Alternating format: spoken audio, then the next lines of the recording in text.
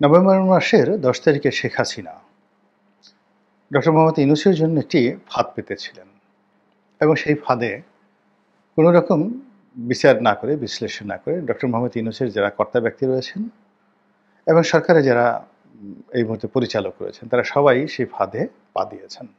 শুদ্ধি একটুও কমে নাই এবং সেই বুদ্ধি নিয়ে তিনি একটি চাল দিয়েছেন ১০ তারিখে এবং একটা ফাঁদ পেতেছিলেন ১০ তারিখে এবং সেই ফাঁদে সরকারের লোকজন কিভাবে পড়েছে এই আজকের দিনে বুঝতে পেরেছেন যে কিভাবে পড়েছে, যে পুরো ঘটনার ভিডিও ফুটেজ, অডিও ফুটেজ সারা দুনিয়ায় ছড়িয়ে গিয়েছে এবং এরকম একটা ঘটনা ঘটবে এবং এরকম একটা রিপোর্ট তৈরি হবে। এই রিপোর্টটা আগেই তৈরি করা হয়েছে। এর কারণ হলো ভারতের ১ নম্বর পত্রিকা, বাংলাদেশে যেমন বিচিত্রা ছিল একসময়, এইভাবে পুরো ভারতবর্ষে ১ নম্বর পত্রিকা, সাপ্তাহিক পত্রিকা ইন্ডিয়া টুডে।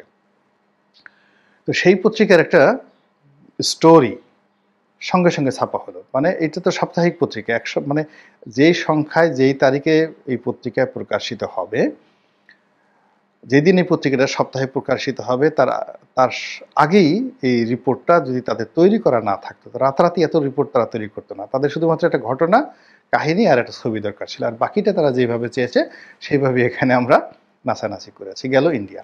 আবার ইন্ডিয়া টুডেতে যেভাবে পত্রিকায় তারা প্রতিবেদন প্রকাশ করেছে, একইভাবে এটা হোয়াইট হাউসে চলে গেছে, একইভাবে এটা পেন্টাগনে চলে গেছে, একইভাবে আমেরিকাতে চলে গেছে এবং একইভাবে ট্রাম্পের যে অফিস, ডোনাল্ড ট্রাম্পের যে অফিস, সেখানে চলে গেছে এবং সেখান থেকে স্বয়ং ট্রাম্প মনে হলো যে তিনি যে টুইট বার্তা করেছেন, এই টুইটটা শেখ হাসিনা নিজে লিখে দিয়েছেন অথবা সজীব ওয়াজেদ জয় নিজে লিখে দিয়েছেন। আপনি বুঝেন যে তিনি যে খেলাটা খেলেছেন, সেই খেলাটা অতীতের যে কোনো খেলার চাইতে পরিপক্ক। অতীতের যে কোনো শেখ হাসিনার যে চাল, তার সাথে কুটিল চাল এবং জটিল চাল। এবং অতীতে তিনি যে কথাগুলো বলেছেন, একটা সিঙ্গেল কথা, সে ঠাট্টা করে বলুন আর যা কিছু বলুন, তিনি যেটা বলেছেন সেটা মিন করেছেন। আপনি দেখেন না,